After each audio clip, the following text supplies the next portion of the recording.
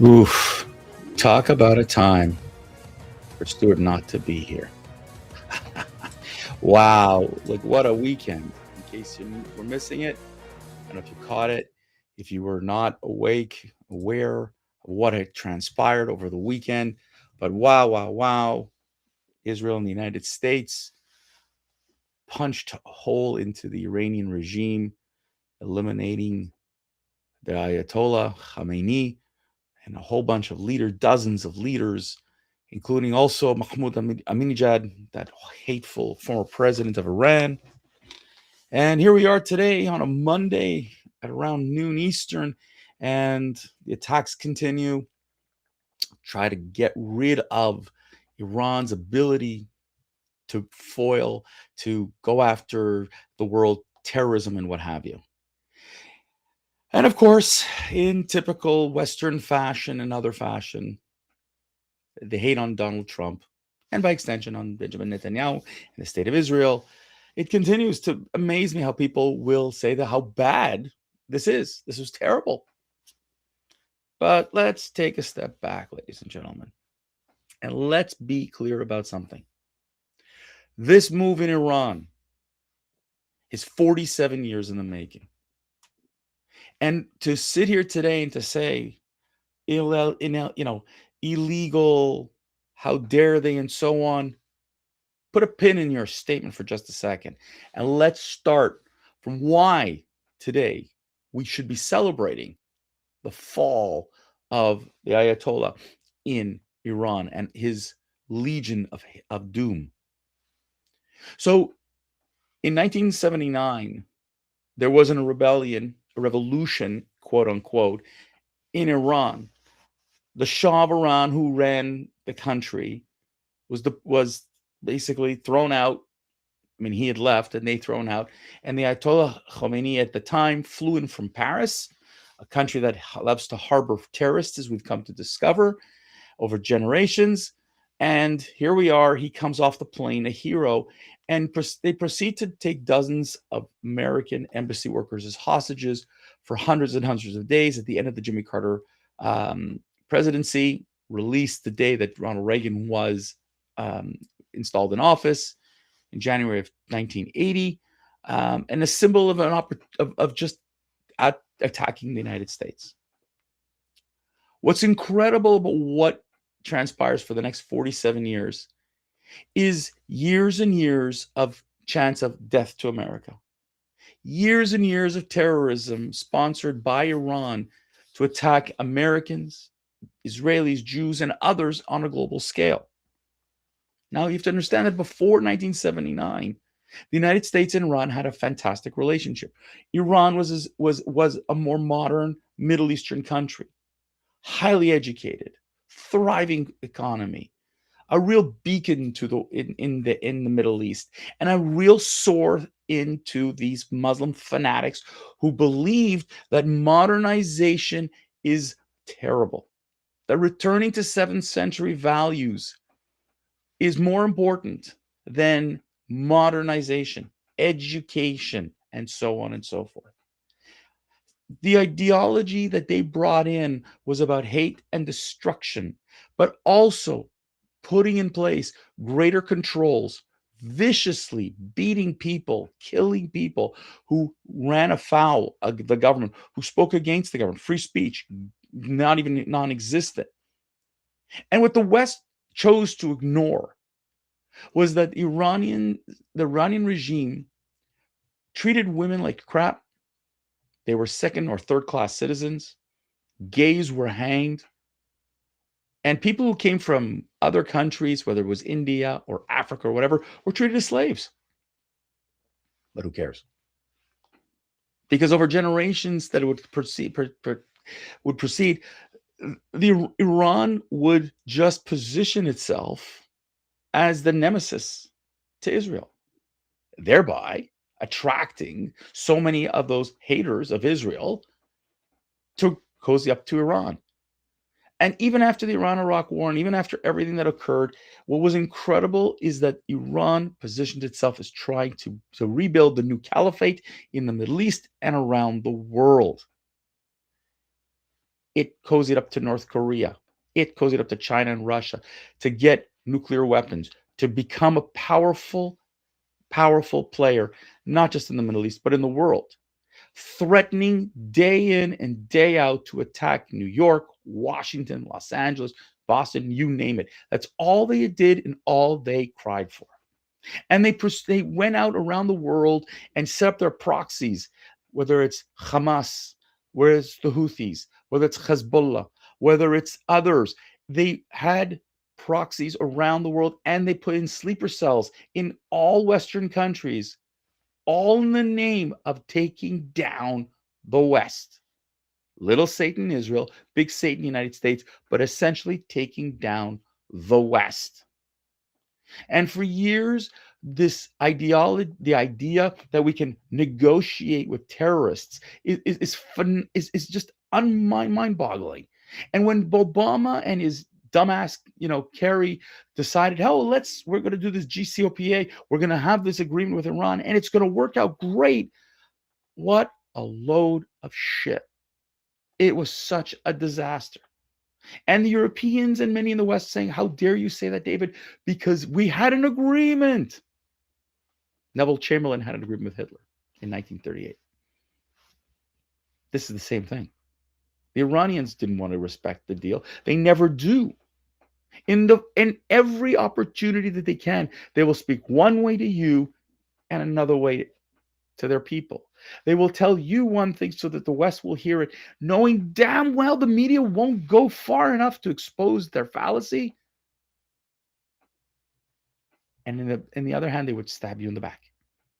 That is this regime.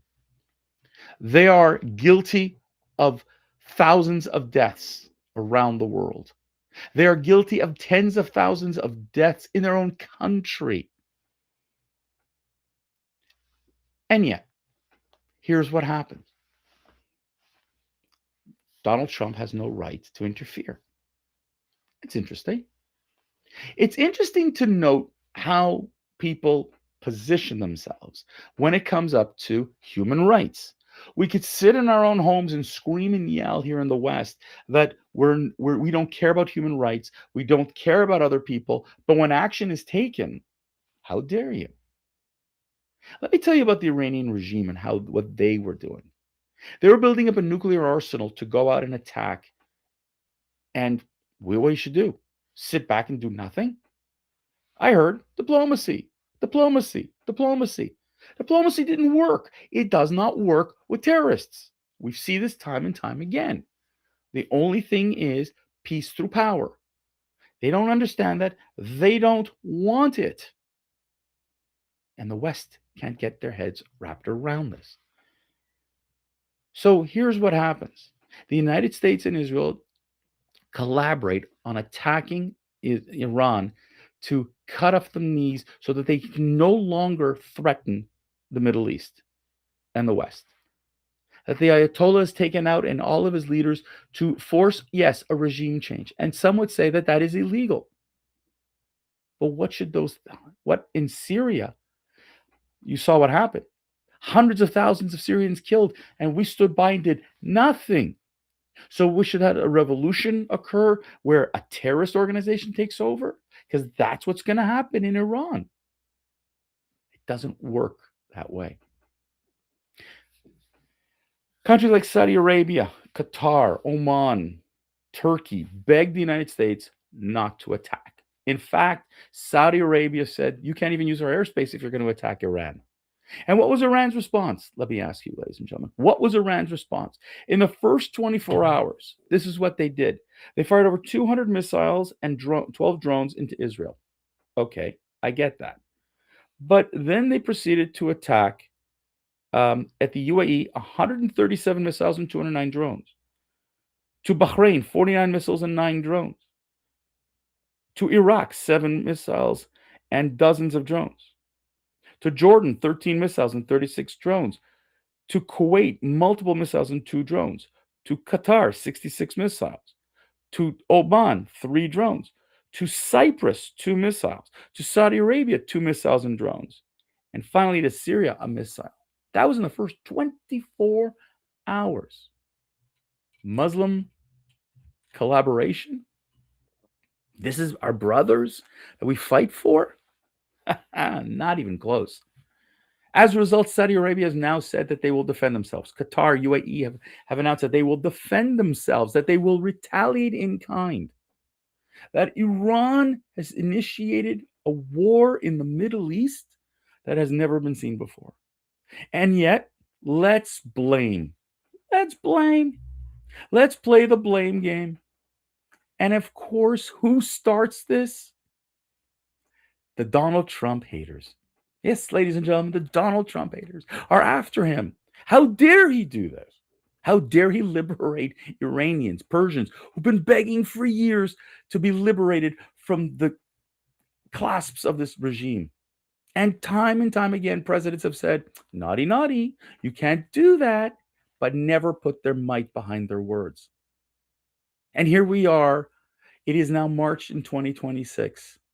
It is incredible to hear still people like Kamala Harris, Alexandria Ocasio-Cortez, Galvin Newsom, and others on the Democratic Party supporting terrorism. That's right, supporting terrorism. That Donald Trump had no right to go in and do anything, had no right to attack Iran. They would have preferred that Khamenei stay in power and slaughter his people. That is their stance. That has been now the party stance of the Democratic Party. Not all Democrats. Got to give John Fetterman credit where he goes and he applauds Donald Trump. He goes, I don't agree with him all the time. I don't even agree with my party on this all the time. But in this case, I have to agree with Donald Trump. This was the right move. Iran had to be liberated. Middle East had to be cleared off of these terrorists. We saw what's happened since October 7th, 2023, what they're capable of, and we should stand by and do nothing or attack. I can't make this up, but this is probably one of the best. Here in Canada, NDP Member of Parliament Heather McPherson, a staunch anti-Semite, a bitch who walked into the Canadian Parliament wearing a keffiyeh, which is not parliamentary procedure, has stood with terrorists time and time again against Jews. She's very clear about her stance. She's called for a moment of silence to honor, quote, beloved and inspiring Ayatollah Ali Khamenei. In an emotional appeal on the next House of Commons sitting, she describes the leader as a wise, compassionate father to his people and a truly radiant soul whom I hold in the deepest affection and admiration. And this bitch is a member of parliament from Edmonton. And this is who you have representing yourself in government. Terrorists who want terrorism. To call Ali Khamenei that wise, compassionate is lunatic. I dare her to go to Iran under the Khamenei government and see what she would be treated like. Beaten, raped. That's what they do. That's what that government was leading to do. But no. How about the United Nations Secretary General Guterres, who has simply said, hey, guess what? You were bad. You had no right. You are disrupting the Middle East. US and Israel are disrupting the Middle East. I think this is comical. Yes, they're disrupting it because they're making it better. No, Gutierrez doesn't want you to do that. He loves his buddies at the Iranians when it comes up to all of these UN committees. They're sitting they've sat at the Human Rights Committee. They've sat in other committees. Iran is beautiful. You can't do that. The Pope went out, who stayed fucking silent for God knows how long when Christians were being slaughtered in Africa and in the Middle East and by the Iranian regime, and he denounced what happened in Iran. Not praising the freedom that the people are finally going to have a chance at for almost 50 years. No. The Pope would rather have the Ayatollah in power. Nuts. Psycho. Western countries, same thing. All over Western Europe. Just really, do you get what's going on? Mark Carney, Prime Minister of Canada, Prime Minister Albanese from Australia, even they, despite their hate for Trump, had to say, "Yeah, finally, we got rid of the bad snake." Wake up, people. We have a problem. The shooting in Texas, in Austin, Texas, could and is likely to maybe call, I shouldn't say likely, it may be leading, to others to get up and be sleeper cells to try to attack. Radical Shiite clerics are preaching to the showdown, to preach hate, to continue to preach on America and Western soil, to go after the West. You have scores of people online denouncing this and hoping for a global intifada on US and Israel. If you didn't pay attention since October the 7th on this channel, where Stuart and I have been saying for the longest time, first they come for the Jews, then they come for you. Guess what? They've turned it on. They're coming after now everybody. And to sit here and to say, oh, we have to blame Trump and Israel and what happened is false. The bullies have been taken out, and it's time to finish the job. It's time to give the Iranian people an opportunity to thrive in their own country and not be under the thumbs of these Muslim radicals who want nothing to do but to turn back the clock to the 7th century. The day when Iran is fully free and is able to join the rest of the world, you will see a thriving country, partnerships, economic growth, opportunities abound. This is a proud and incredibly wonderful and educated people. This is a proud people who want to be part of the global world, not the radical Islam world. Yes, there are those who will protest against this. Yes, there will continue to be people who want the IRGC in power and to continue to put their foot on the throats of the people. But if you believe the statistics, we're talking 4 out of 5 Iranians want this change and are thanking the United States, thanking Israel, and all of the allies who are helping to liberate Iran. To the haters, I say, history will record who you stood with yet again. The wrong team. You're on the wrong side. And you will realize one day the gravity of the error that you've committed. I can only imagine how this world can change if and when this job is done.